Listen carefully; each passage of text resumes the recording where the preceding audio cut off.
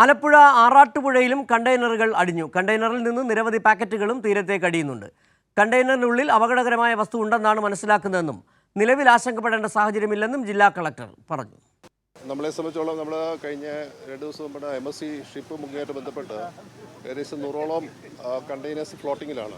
അപ്പോൾ അതിൽ പല കണ്ടെയ്നേഴ്സും നമ്മുടെ ആലപ്പുഴ ജില്ലയുടെ തീരപ്രദേശത്ത് എത്തുന്ന പ്രതീക്ഷിച്ചത്. നമ്മളെ സംബന്ധിച്ചോളം ഒരെണ്ണം നമുക്കിവിടെ തറയിൽക്കടയിൽ വന്നിരിക്കുകയാണ്. അപ്പോൾ അതിനകത്ത് നമ്മളിപ്പം ഈ കണ്ടെയ്നർ മൊത്തം പൊട്ടിയ രീതിയിലാണ് കിടക്കുന്നത്. നമ്മുടെ ഒരു പുലിമുട്ടുമായിട്ട് ചേർന്ന് കിടക്കുന്നത്. അപ്പോൾ തിരയുടെ അതിശക്തമായ തിര ഉണ്ടായതുകൊണ്ട് കണ്ടെയ്നർ പൊട്ടിയ രീതിയിലാണ് കിടക്കുന്നത്. അതിൽ നിന്നുള്ള അകത്തുള്ള സാധനങ്ങൾ പുറത്ത് വന്നിട്ടുണ്ട്.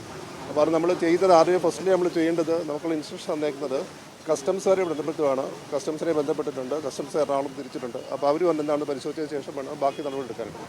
അപ്പോൾ നമ്മളെ സംബന്ധിച്ചുള്ള അടിയന്തരമായിട്ട് നമുക്ക് മെഡിക്കൽ ടീമിനെ ഉൾപ്പെടെയുള്ള പോലീസ് ടീമുകളിൽ ഉൾപ്പെടെയും അതിലിപ്പോൾ ജാഗ്രതാ നിർദ്ദേശം 200 മീറ്റർ മാറ്റി ആൾക്കാർ നിൽക്കുന്നതുകൊണ്ട് ജാഗ്രതാ നിർദ്ദേശം കൊടുത്തിട്ടുണ്ട്. ഇതിൻ്റെ മെറ്റീരിയൽസ് എന്താണെന്നുള്ള ഇവരെ ഐഡൻറ്റിഫൈ ചെയ്തിരിക്കുന്നത്. ചിലത് ഇതിനകത്ത് നമ്മൾ റിപ്പോർട്ട് ചെയ്യുന്നതിനനുസരിച്ചാണ് ചിലതിനകത്ത് അപകടകര വസ്തുക്കൾ ഉണ്ടെന്നാണ് പറഞ്ഞത്. പക്ഷേ അതാണോ ഇതെന്ന് അറിയത്തില്ല.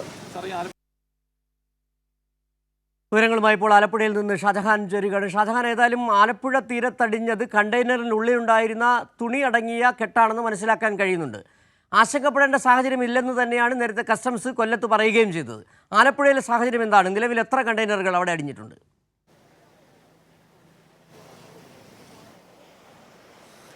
സിജു, ആലപ്പുഴയിൽ ഇന്ന് പുലർച്ചെ ഏതാണ്ട് 6 മണിയോടുകൂടി ഒരു കണ്ടെയ്നർ മാത്രമാണ് അടിഞ്ഞത്. അതിൻ്റെ അകത്ത് നിരവധി കെട്ടുകളുണ്ടായിരുന്നു. രാവിലെ നമ്മൾ വരുമ്പോൾ അതൊക്കെ തന്നെ ഇങ്ങനെ പടർന്നു കിടക്കുന്ന കാണാമായിരുന്നു. ഇപ്പോൾ ആ കണ്ടെയ്നറിൻ്റെ ഒരു ഭാഗമാണ് ഇപ്പോൾ തിരമാല അടിച്ച് അത് പകുതി പൊളിഞ്ഞ ഒരു സ്ഥിതിയിലാണ്. പകുതി അതിൻ്റെ അങ്ങേ ഭാഗത്ത് കിടപ്പുണ്ട്.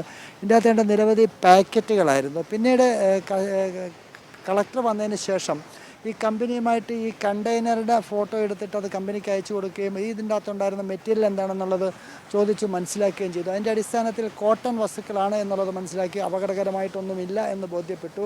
അതിൻ്റെ അടിസ്ഥാനത്തിൽ ഇപ്പോൾ അതിൻ്റെ പരിശോധനകളൊക്കെ പൂർത്തിയാക്കി പൊല്യൂഷൻ കൺട്രോൾ ബോർഡ് വന്നിട്ട് ഏതെങ്കിലും തരത്തിലുള്ള കെമിക്കൽ ഉണ്ടോ എന്ന് നോക്കാനായിട്ട് അതിൻ്റെ സാമ്പിളുകൾ ശേഖരിച്ചു. അവരും മടങ്ങിപ്പോയിട്ടുണ്ട്.